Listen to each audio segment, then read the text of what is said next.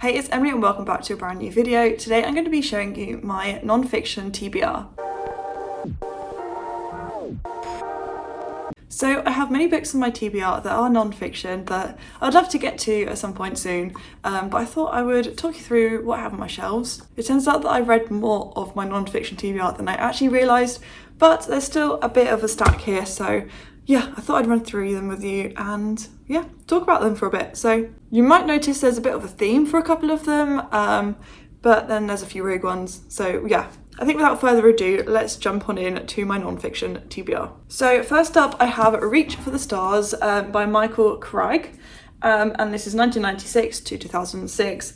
Fame, Fallout and Pop's Final Party, and this is all about pop music in that time period. He's interviewing people from the bands like Steps and Blue, I think, and yeah, there's all sorts of like classic, S Club things in here. And I know Meg from Meg with Books read this and absolutely loved it. It's got the Spice Girls all talking in here, so yeah, it's definitely something I'm really excited for. However, it is quite chunky, but I'm going to look into the audiobook and see if that's available and how that's like narrated, because I doubt they've gotten all these like pop stars to narrate the audiobook. If there's even one available, I haven't even checked. But I love music and I love reading about music, and so yeah. But yeah, I am so excited to read this when I eventually do, because this is from like the music time period that I grew up in. Like, I loved listening to Steps and S Club and Spice Girls and Blue and like all that kind of jazz when I was growing up.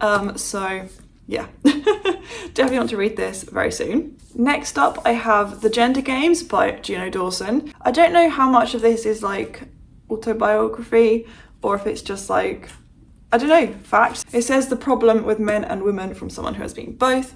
And I think it's be a really interesting read, as I really do like Juno Dawson's writing, especially her horror. That's probably like my favourite kind of area. But I saw this in a charity shop. It was like £1 in the charity shop, so I thought I'd pick it up and give it a go. And just read a non-fiction from Juno Dawson, because I haven't really done that yet. So yeah, that's the next one on my non-fiction TBR. I just need to actually pick it up. I think it's actually more of a discussion on gender in society. Yeah, it says, as her body gets in line with her mind, Juno tells not only her own story, but the story of everyone who is shaped by society's expectations of gender and what we can do about it. So yeah, I'm excited to get to this one, hopefully soon, hopefully this year. So we're going to go on to a little like mini category here. As you may know, Agatha Christie is one of my favourite authors, and I've got 3 non-fiction books about Agatha Christie or around that kind of topic that I haven't read yet. I have actually read a couple that are down here still. But yes, the first one I have is Poirot and Me by David Suchet, which is his autobiography of playing the role of Poirot in the ITV show, which I feel like this is my Poirot. Like, I know different people growing up at different times have like their Poirot. David Suchet is 100% my Poirot, and it's how I picture him in all the books when I read them. And yeah, it'd be interesting to see what he has to say about his role and his experience playing the role. And it says on the back, in Poirot and Me, David Suchet shares many of his memories of creating the iconic television series in which he played the detective in every story that Christie wrote, and reflects on what Hercule Poirot has meant to him over the years. So it'd be interesting to, just see what he has to say about his relationship with the character Poirot, because to me, he is like the perfect Poirot. We next also have Agatha Christie's Secret Notebooks by John Curran, and this is, snippets from her notebooks from when she was writing all these mysteries, put together by John Curran with like him talking about it between each one. So yeah, I think it would just be really fascinating to read, because I really like learning about Agatha Christie and how her mind works and how she came up with all these ideas and what inspired her for these mysteries. So I think like actually reading them direct from the like notebooks will be a really interesting perspective. And it does also include 2 unpublished Poirot stories. Whether they have now been published, I don't know, because I feel like this is quite an old book. It's about 16 years old. However, I got this in a charity shop, so I thought I'd pick it up and give it a good go. So yeah, definitely something I want to read in the near future to just learn a bit more about Agatha Christie. And finally, on the Agatha Christie kind of mini category, we have Murder Isn't Easy by Carla Valentine, the forensics of Agatha Christie, and this is, I think, more about poisoning, I want to say. Well, actually no, I think it's just about like the method of murders that she picked and her research. And Carla Valentine, I feel like, is an influencer where she talks about, I think, what's the word? I can't even think. She like does post-mortems on people and has like discussed things about that, and yeah, so she's written a non-fiction kind of about the way Agatha Christie writes her murders. It says, Carla Valentine illuminates all of Agatha's incredible knowledge, showing how she stayed at the cutting edge of forensics, from ballistics to fingerprint analysis, as seen through much-loved characters such as Poirot and Miss Marple. So yeah, I guess it is more just about the forensics of Agatha Christie.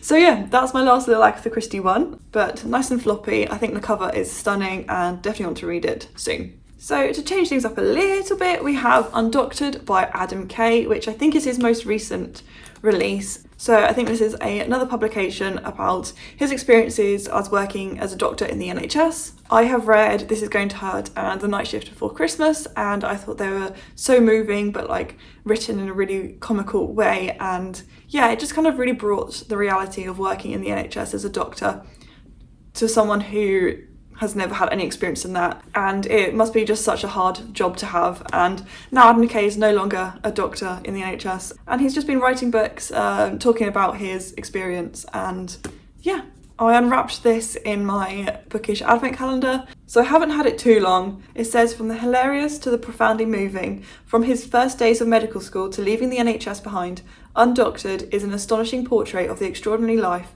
from one of Britain's finest and funniest storytellers. So yeah, definitely want to read this soon. A bit of a rogue one now. We have The Secrets of Station X, How Bletchley Park Helped Win the War. I have had this years. I think I bought it when I was studying IT for GCSEs, because when I was in year 10 we went to Bletchley Park for like our IT trip and I did computer science at AS. So yeah, I think I was quite interested in the history of Bletchley Park, and I picked this up in the works for like £2, so I just haven't got to it yet. It is something I definitely want to read in the future. It isn't at the highest of priorities right now, but it is definitely something I have an interest in and I would like to know more about, especially after going to Bletchley Park and seeing the computers and just seeing the whole like space. I am curious to learn more about it, so yeah, that's a bit of a rogue one. I don't know why I bought it really, to be honest, but I definitely want to read more about it. And then we have From Yellow Star to Pop Star by Dorrit Oliver Wolfe. I did actually meet her. She came into my school, so it's like personalised to me. And this is about Dorrit, fun enough. And it's her autobiography of how she went from being a Holocaust survivor to a pop star in Europe. So yeah, it's quite an impressive story. I heard her talk about it, obviously, so I know her life story. But I think it'd be really interesting to read in more detail about her life and her experiences at the concentration camps, but also through fame as well, and how she turned her life around. And I believe her and her mother may have escaped. I can't remember that. I could be completely incorrect in that. But yeah, I definitely want to read this soon, especially after hearing her talk. I definitely want to read it very soon. We also have Dancing with the Octopus by Deborah Harding. Chloe gifted this to me when she was reading it for her Chloe's Crime Scene Corner book club. Unfortunately, I did not read it. I felt so bad because I won it and she sent it to me and I didn't take part in the read along, so I definitely want to read it soon. But I don't actually remember what this is about, but I know it's her own story. It's true crime. It says, one Omaha winter day in 1978, when Deborah Harding was just 14, she was abducted at knife point, thrown into a van, assaulted, held for ransom and left to die. But what if this wasn't the most traumatic defining event in her childhood? I can't remember what Chloe thought of it, but I definitely want to read it. I definitely owe it to Chloe to read it soon. But yeah, I think it's just going to be a long one because it's quite a long book with fairly small font. So yeah, but I'll get there eventually. I'll get there. Also on the true crime front, this is technically my friend's book that I still haven't given back to her after about 2 or 3 years. She lent it to me, and that is Beyond the Tape by Dr. Marie Cassidy. And this is, well, yeah, it says The Life and Many Deaths of a State Pathologist. I don't know why I haven't read it because the font is massive, so I should get to it soon. But yeah, I think this would be a really fascinating read, and it'd be nice to hear about first-hand experiences and how she got into the field. And yeah, I don't know, I think it'd be interesting, and I owe it to my friend to read it and give it back to her. So we're on to our final book of my non-fiction TBR, and it's I Know Why the Caged Bird Sings by Maya Angelou, and I have had this years. I have had it since I was doing GCSE English, so easily 10 years. I think it's going to be an incredibly moving and powerful read. I lent it to my English teacher in either year 10 or 11, and she read it and gave me little notes on it. I actually only bought this because it was on a table in Waterstones and I thought the cover was nice, picked it up, and I bought it.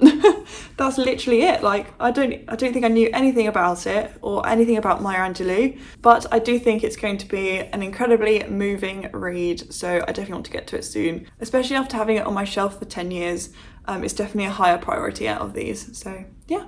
But that wraps up my non-fiction TBR. Thank you so much for watching. If you've read any of these, let me know your thoughts because I'd love to discuss them. But yeah, please give it a like if you enjoyed it and subscribe if you're new around here because I really do appreciate each and every one of you. And I'll be back soon with a brand new video. Bye.